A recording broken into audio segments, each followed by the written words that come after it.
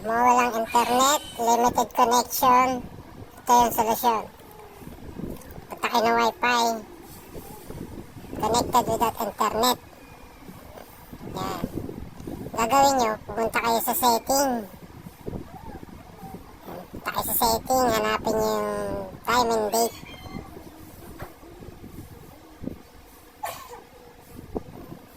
Sa general management. Date and time, click nyo lang yan, tapos i-auto nyo. Ayun na yung auto, huwag nyo lang tama nyo yung oras.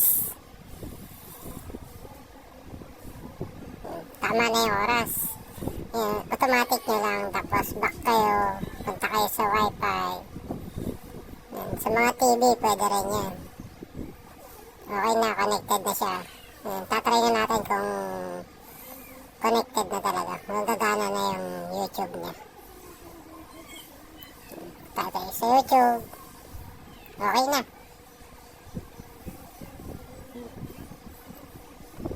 Okay na. Follow yung like lang, mga lods. Share nyo na rin para marami pang makalam. Okay na. Thank you.